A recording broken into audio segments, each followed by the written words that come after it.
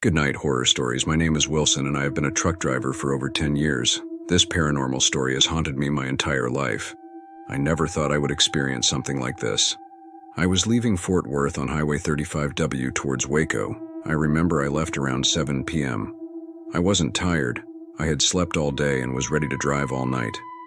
I had coffee at home and felt completely awake. Everything was going as usual. That night, the road was quite empty, almost no traffic. And a few hours into driving, it was already after midnight.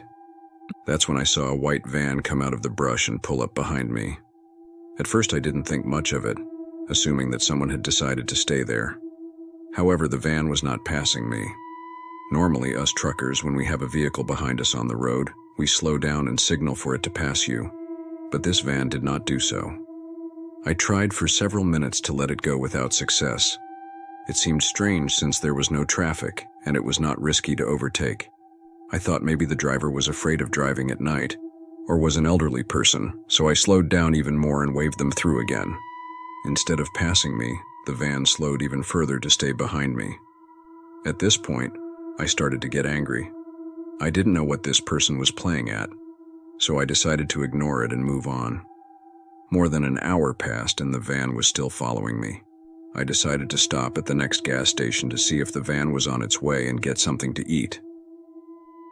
However, instead of passing me, the van also stopped, parking a few meters behind the gas station with its lights off, as if it were waiting for me. When I got close enough, I knocked on the driver's side window, but they wouldn't roll it down. I tried to look inside, but the windows were so dark I couldn't see anything. I turned around, warning them not to follow me anymore, threatening that if they did, they would get in trouble. At that moment, the truck accelerated sharply and I had to avoid it by falling to the ground.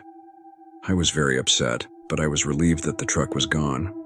I stayed at the gas station for about 40 minutes, ate something, had a coffee, and then got back in the truck to continue my trip. I drove a few kilometers and it was almost 3 in the morning when suddenly the same white van appeared again, right behind me. I didn't know what to do or why this person was following me. It seemed personal. Clearly something was wrong. This was no simple joke, and at one point the truck stopped next to my truck. I slowed down to let him pass, but the driver slowed down too. His window was aligned with mine. I thought they were going to rob me. My confusion increased. Why hadn't I done it before, and why had I waited so long? I knew the driver was watching me from the window. The truck began to get closer and closer to my truck until, in a sudden maneuver, it swerved in front of me, slammed on the brakes, and blocked the road. This forced me to make a sharp turn with the steering wheel, veering off the road and hitting a tree. The truck stopped immediately. Fortunately, I didn't have any serious injuries, just some scratches, but I was in shock. I tried starting the truck and radioing for help, but it didn't work. My cell phone was thrown from the truck. I knew I was in trouble. In the middle of the dark at 3 in the morning and in the middle of nowhere with no one to help me, I panicked. As if that wasn't enough, I suddenly saw lights slowly approaching. My breathing quickened when I realized it was the same white van. He parked behind the truck, turned off the engine and lights. The energy I felt in that moment is indescribable. The atmosphere became heavy, filled with a mix of anxiety and confusion. The air became thick, as if an invisible pressure had taken hold of me. I tried to stay calm while making sure to close the truck doors. I looked for something to defend myself with, but only found a baseball bat in the truck.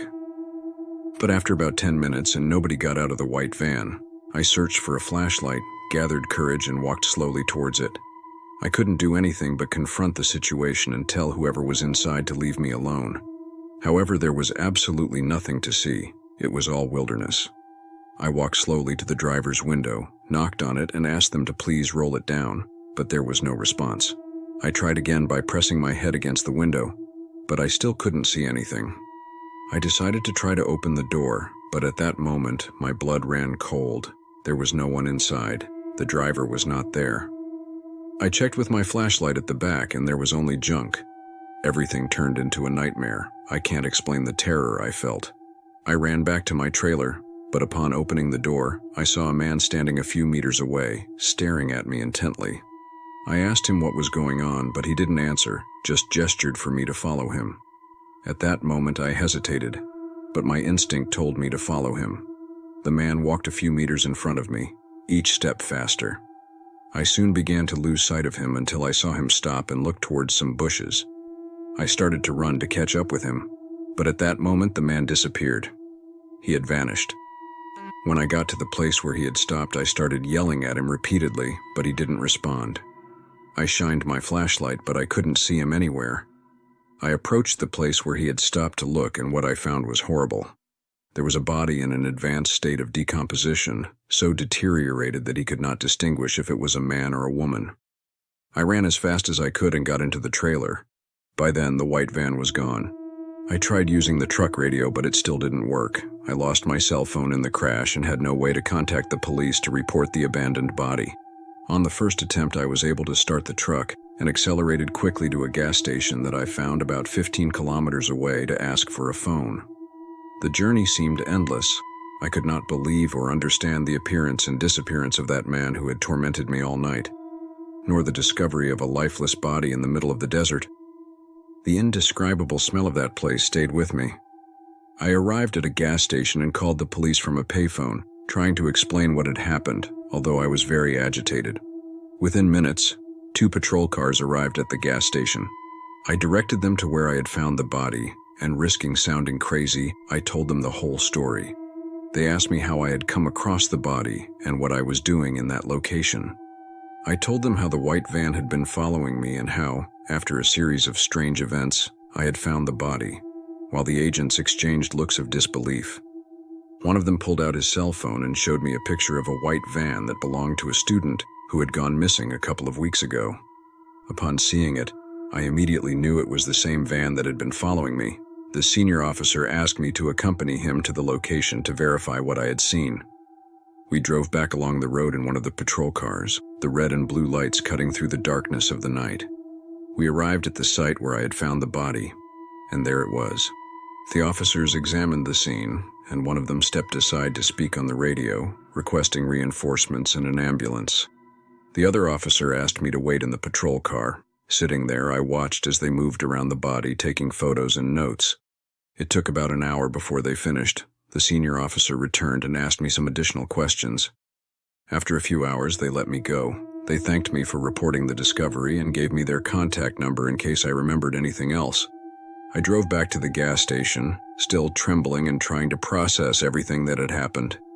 Weeks passed, and the image of that deteriorated body and the feeling of being watched wouldn't leave my mind. The police never found the culprits, and the case remained unsolved. That experience left a mark on me. I stopped doing night routes and changed my routine, always avoiding that road. Sometimes, when I'm on a lonely road at night, I can't help but glance in the rearview mirror, hoping not to see the lights of a white van following me again. That boy's restless spirit had chosen me for some reason to find him, perhaps seeking justice or rest. Just thinking about it still sends shivers down my spine. If you have enjoyed this story, we invite you to subscribe and activate the bell so you don't miss any others. Until next time.